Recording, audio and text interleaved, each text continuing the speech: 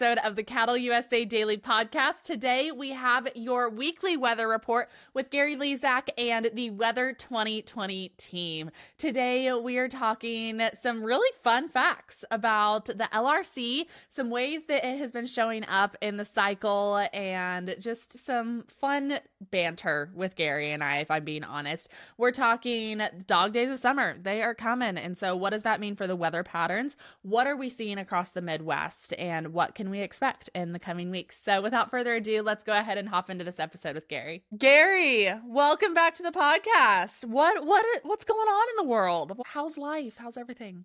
Well, I've been on KSHB for 12 weeks filling in for Lindsay Anderson. And what's funny, it's amazing, she's coming back on next Monday. So I am going to finally get back to my life again. And when she comes back, she's only back for 1 week. She's decided to stay at home mom. So she'll be back for just 1 week. So they got to find somebody else, but not me. I'm taking a break. You are tabbing out on that adventure. Tomorrow's your last day. That's crazy. I can't believe it's been 12 weeks already. I know, 12 weeks just zipped on by. And it was 12 weeks of accurate weather predictions from Weather 2020. Even better. Even better. Just the icing on the cake. Icing on the cake on that. Well, talking about Weather 2020, what's going on with the weather? It's fascinating. Let's do an LRC example that happened last week, right after we talked, I think. On last Thursday or so, about a week ago, a severe weather event hit Kansas City. It was one that we were predicting, and we predicted it right here on this podcast, to arrive near the end of June, and it happened. So on October 24th, remember the LRC, the cycling weather pattern, what we are bringing to CattleUSA and in these products we have for you guys, you really need to follow us on weather2020.substack.com. In a year's time, you're going to go, wow, not only is this real, but we are predicting the weather at a high level of accuracy that can help you plan for your irrigation of your farm. When is it going to be wet? When is it going to be dry? And it is going to be right. It was a good 60 to 80% of the time. Now, what happened October 24th, the pattern had already set up, there was a severe weather event in Kansas City. There were about 48 wind damage reports right around Kansas City. So as we went into the spring and it got to April, when that part of the pattern cycled through, there was another severe weather event in Kansas City. And then on May 19th, there was another severe weather event in Kansas City. And then on June 26th, last week, there was another one. So we used it when I was on the air for KSHB. I said, listen, Thursday, we're going to have severe weather, and we have to remember, this is how you use the LRC. I'm expecting and predicting we will have wind damage in the city from this chance of thunderstorms. And so what happened Thursday night? Wind damage. So we got a video of this tree, a big, huge, probably 100-year-old tree that got knocked over. Okay, it was like a 60 to 70 mile per hour wind. That tree had to have endured that before. But there's a reason why it might have broken on June 26th. And it was a huge tree that crashed into the street, not into a house, thank goodness. So I saw the video from a doorbell camera of this tree. You hear it go crack, crack. It crashed and fell down to the ground. And then when I talked to them, I talked to Jeff Penner. I said, Jeff, this tree, did you see that video of the tree on the doorbell camera? And she goes, yeah, that's Renee's video. I go, Renee? I worked with Renee in Master Control at KSHB. It was her video, it was her doorbell camera, and it was her tree. So I called her and I said, Renee, wow, that was something else. Were you at home when that happened? She goes, no. And she said that the neighbor had just pulled in, which triggered the sensor for the doorbell camera, which caught the 5 minutes that the tree got knocked over perfectly. And she goes, now, Gary, you know that we got hit, that same tree hit us on May 19th. And I went, what? So May 19th was the previous cycle. October 24th, there was wind damage in her neighborhood. And then on May 19th, right on cycle, the same tree that did not collapse on May 19th, but a huge branch broke off of it. And we have video of it from another house across the way. And you can see over her house, the same tree in the background. And you can see the branch fly off the tree branches. And then she showed me the damage. It flew into her living room. All right. So it broke right through the window. So she showed me the broken window.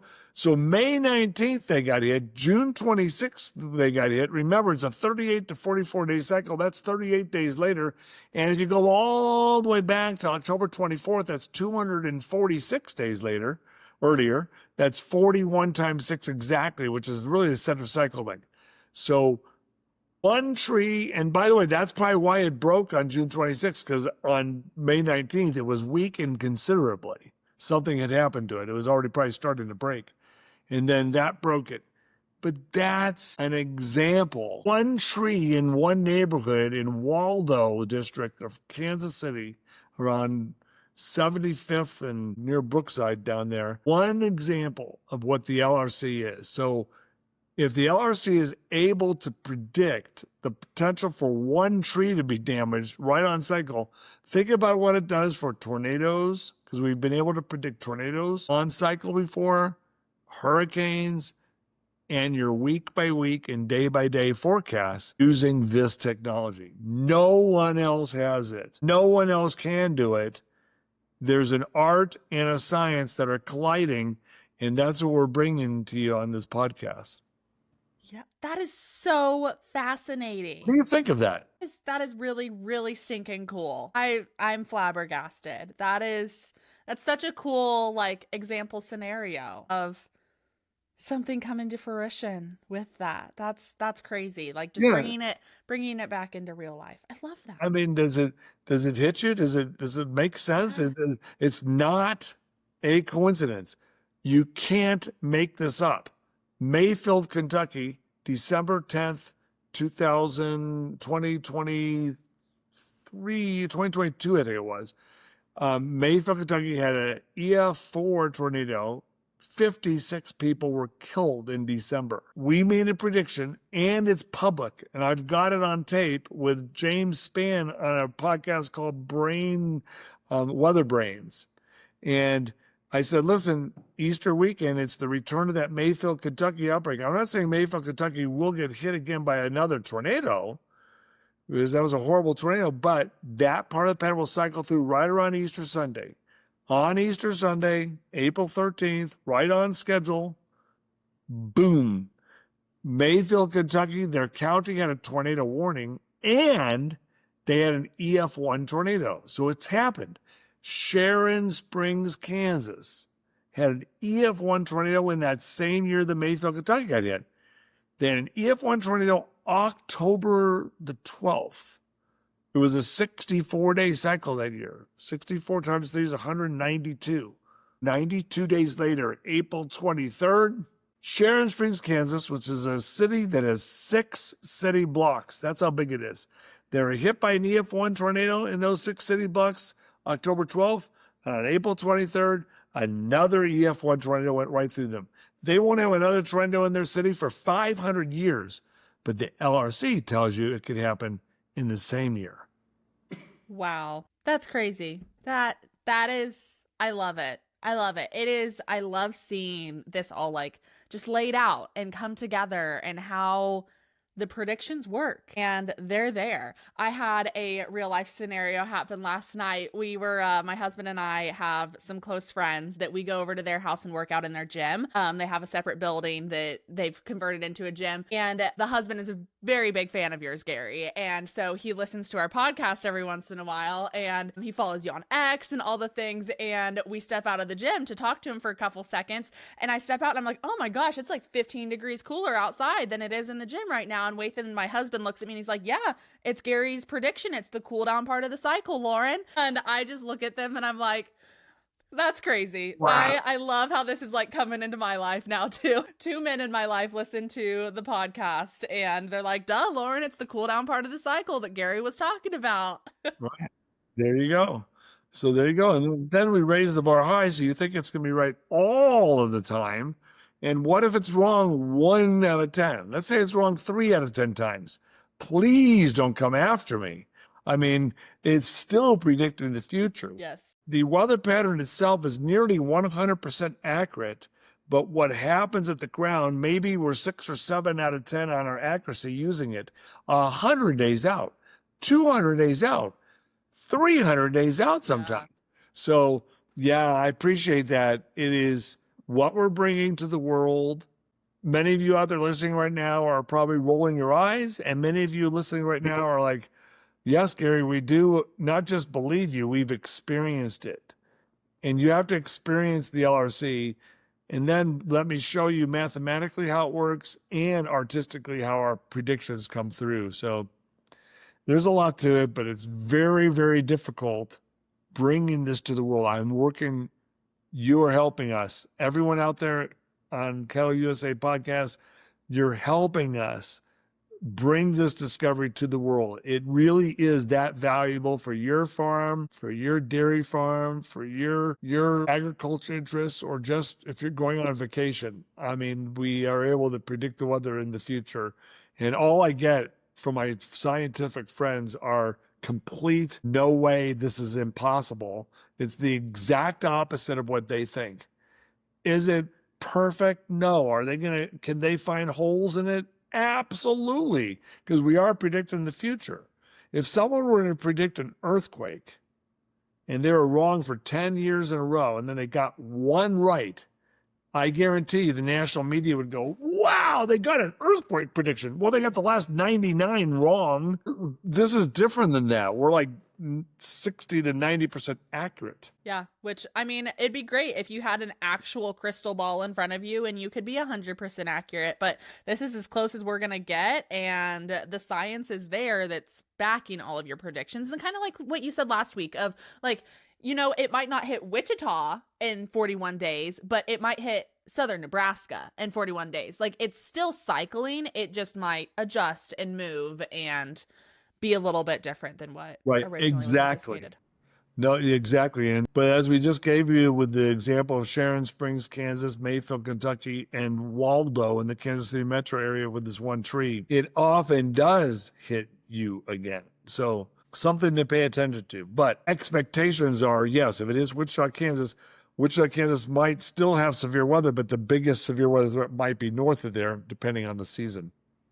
Yes. Perfect. Well, what's happening in the weather over the next few weeks, Gary, or summer outlooks? I know we kind of talked about the rest of the summer last week, but we're going into the dog days. It is 4th of July weekend. This is kind of the high point of summer, and it's a little downhill from here for some people's minds. But what are your thoughts? What's happening? You know how Manhattan, Kansas could be 113 degrees just like that. So it's not even close. The fact that it's rained so much across Oklahoma, Texas, and parts of Kansas, Iowa, Nebraska, Missouri in the last few weeks, everything's still green. It's starting to turn brown in a couple spots, but it's been raining up until this date. And next week looks like there's a chance of more thunderstorms. The pattern continues to cycle. So there's going to be a chance of some small heat waves, as we've talked about, 3 days and 5 day stretches of heat. But so far, when it looks like we get to the middle of July without one, we're only a month and a half away from dodging a major heat wave. And so we still have to watch later this month for a couple chances, but nothing glaringly heading this way. Between now and the next week when we talk, next week we'll be talking about rain chances again and not heat waves. So that has been our consistent forecast all the way through. The same pattern is going to continue all that we just had for the spring all the way through summer. The summer version is still a tough nut to crack. And we've cracked the code of weather prediction, but July and August are often more of a wild card because the jet stream is farther north. But right now, consistent chances of rain into the middle of July for most of the Corn Belt. We'll leave it at that for now. Amazing. Perfect. Any other highs, lows, major points in the weather that we should cover today? Yeah, nothing significant. There's just nothing significant. And when it comes to hurricane season, we had 2 named storms. I don't know if they got by you without you seeing it, but Andrea formed and Barry formed, 2 small little tropical systems that were very barely there. There's a chance of one forming near Florida this holiday weekend. We got to watch that, but it doesn't look like a big one either. But things are starting to get ramped up there. We expect to act in mid-August to mid-September, so we've got that in our hurricane forecast guide.